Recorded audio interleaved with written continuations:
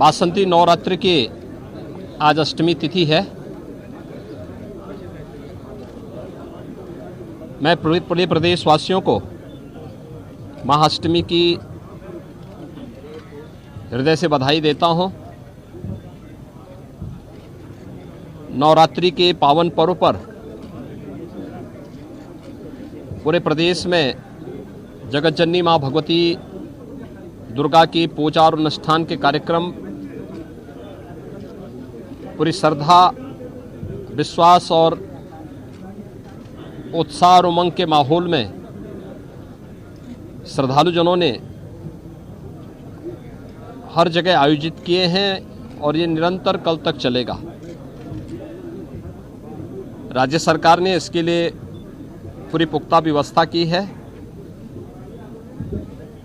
कल रामनवमी की भी पावन तिथि है। मर्यादा पुरुषोत्तम भगवान श्री राम के पावन जन्मोत्सव का पावन तिथि। अयोध्या धाम में विशेष समारोह होंगे। जगह जगह नवमी की स्थिति पर मर्यादा पुरुषोत्तम भगवान श्री राम के पावन जन्मोत्सव के कार्यक्रम आयोजित होंगे। शासन ने स्थानीय स्तर पर प्रशासन को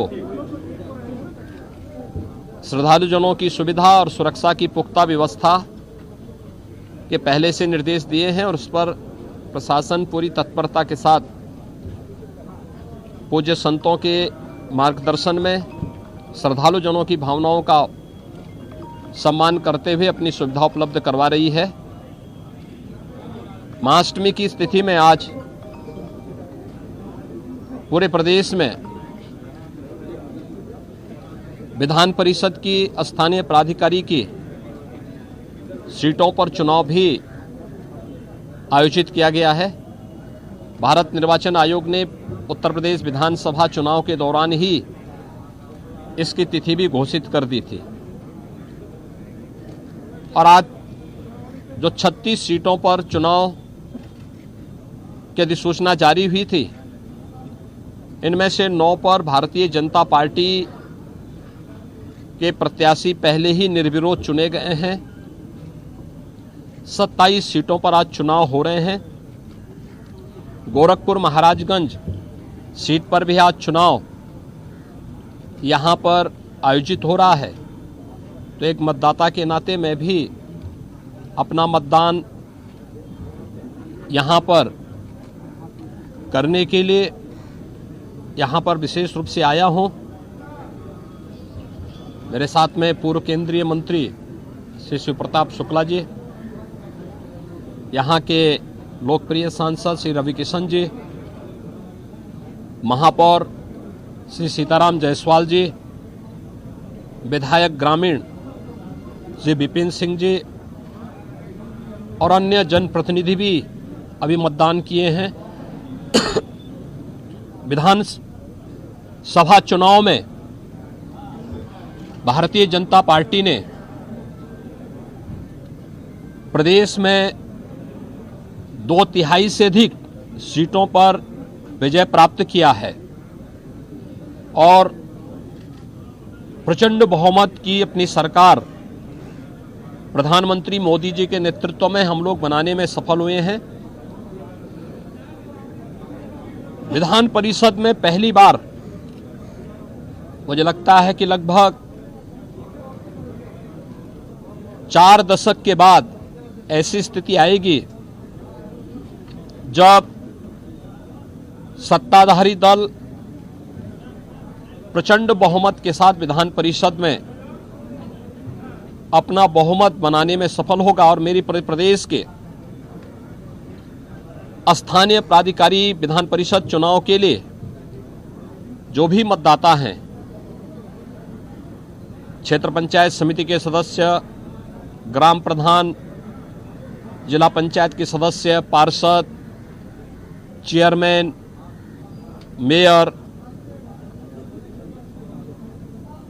ब्लॉक प्रमुख, जिला पंचायत के अध्यक्ष, माननीय विधायक, माननीय सांसद, मेरी उन सब से अपील है कि प्रदेश के अंदर लोक कल्याणकारी कार्यक्रम को आगे बढ़ाने के लिए आवश्यक है कि दोनों सदनों में एक पार्टी की पूर्ण बहुमत प्राप्त हो। विधानसभा में 2017 में भी प्रचंड बहुमत के साथ भारतीय जनता पार्टी को प्रधानमंत्री मोदी जी के आह्वान पर प्रदेश की जनता ने अपना आशीर्वाद दिया था। 2022 में भी प्रधानमंत्री मोदी जी के नेतृत्व में प्रचंड बहुमत की सरकार फिर से प्रदेश में बन चुकी है। 2017 में जब हम लोग आए थे विधानसभा में हमारा प्रचंड बहुमत था, लेकिन विधान परिषद में तमाम कठिनाइयों का सामना हमें करना पड़ता था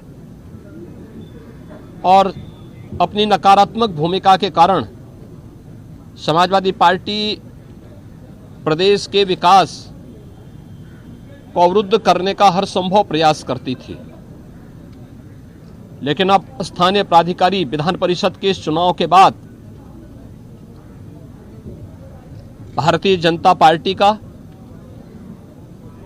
प्रचंड बहुमत के साथ जीतना तय है और प्रचंड बहुमत के साथ 36 में से अधिकतर सीटें जब भारतीय जनता पार्टी जीतेगी तो स्वाभाविक रूप से प्रदेश के विकास को, लोक कल्याणकारी कार्यक्रमों को,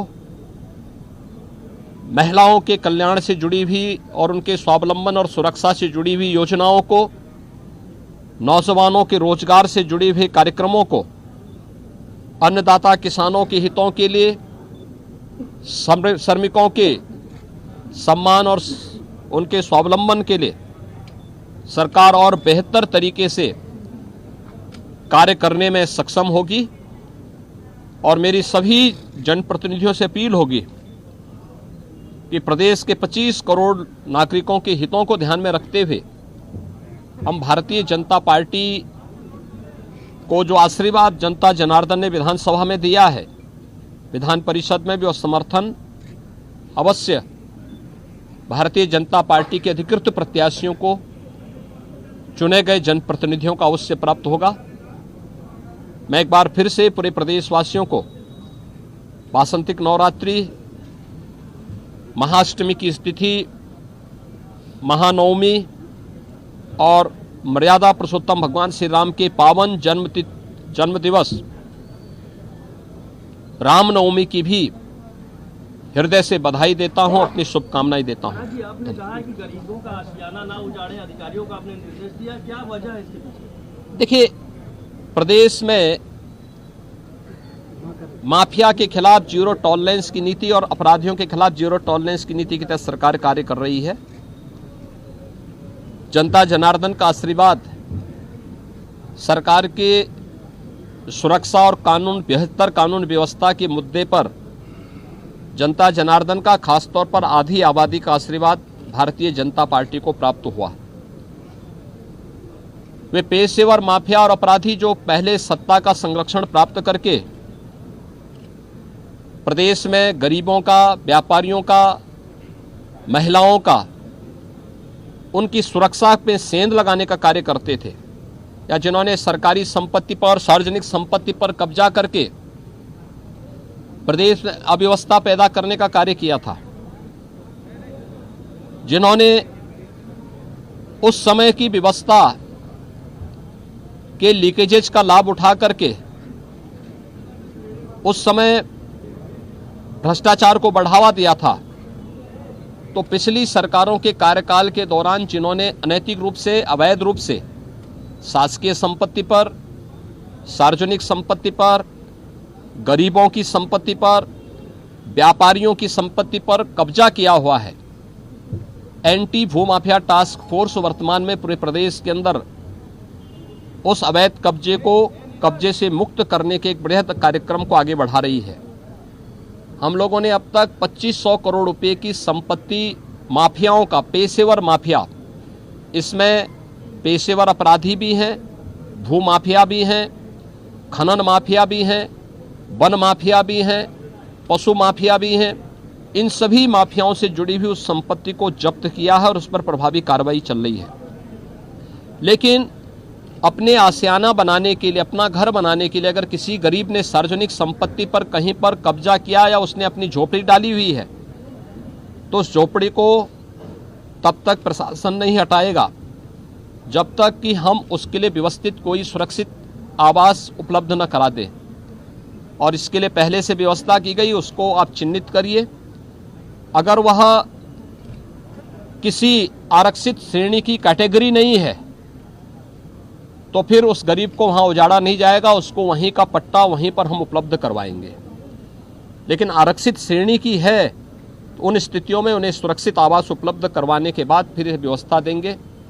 ऐसे ही स्ट्रीट वेंडर को व्यवस्थित पुनर्वास करने की व्यवस्था और उन्हें सुरक्षित रूप से अपने रोजगार को उपलब्ध करवाने की संभावनाओं को आगे बढ़ा करके पीएम स्वनिधि का भी उपयोग करते हुए राज्य सरकार इस पर कार्य कर रही है।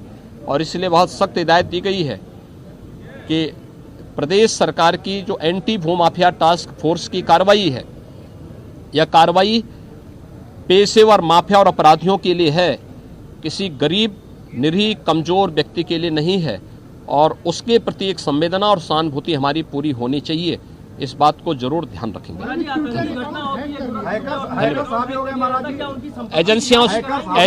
एजेंसियां उस पर कार्य कर रही हैं, देख रही हैं। धन्यवाद।